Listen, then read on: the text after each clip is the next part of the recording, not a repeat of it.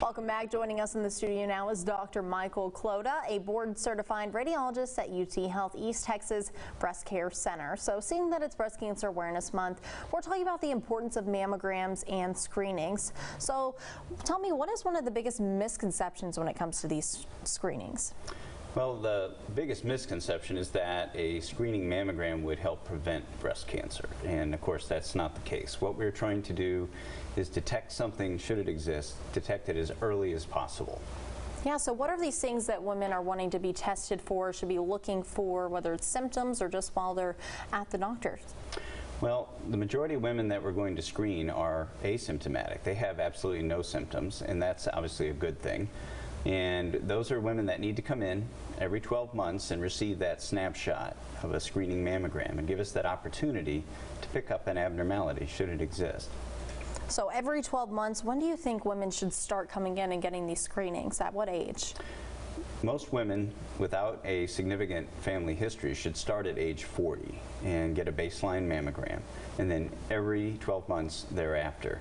If there is a family history of breast cancer in one or more relatives, first or second degree, it's certainly advisable to consider starting earlier, say age 35, or if a woman's mother was diagnosed with breast cancer, at least 10 years prior to the age of that diagnosis. Yeah, so some say that self-breast exams are conclusive enough. As a professional, would you say that that's something that's true? Well, I think it's always a good idea that women become familiar with the size, shape, and texture of their own breasts. They only need to be keeping track of one set. They should then check breasts once a month, and if they find an abnormality or a change, have it evaluated by their physician. Now, in younger women, the breasts change quite a bit over the course of the month. So they may want to follow a change in their breast for several months before they seek professional advice as to whether or not there's a problem. Yeah, what are some of these changes? What are they looking like, feeling like when you're doing the self-exam? What you would be wanting to start with is just an evaluation in the mirror. You're looking for the size and shape. Is there any change in the skin color, skin texture? Is there any subtle dimpling? Is the nipple retracted? Do the nipples look the same comparing side to side? Obviously, any discharge that's occurring on its own, that could be concerning. And then on exam, they're looking for any focal firm area. And I should mention, one of the most common symptoms women complain about is breast pain. And breast pain is extremely common through, say, age 15 up to 60, 70, and it does not mean there's a breast cancer problem there. If breast cancer was painful, it'd be a whole lot easier to find. But breast pain typically is a benign symptom. We're happy to evaluate it and talk to the patients about that.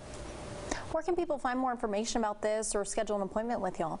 Well, certainly there's the UT Health website, and there's also a phone number to schedule for a mammogram. You can call 903-531-8890, and you're looking to schedule screening mammography. And women should note that if they're having a problem with the breast or if they have a concern, they are not eligible to have a screening mammogram. They really need to come into the breast care center and have a diagnostic evaluation, at which time they will meet with either myself or my partner, Dr. Brandon Ashton, and that issue will be discussed with him that day, and they'll know the answer that day.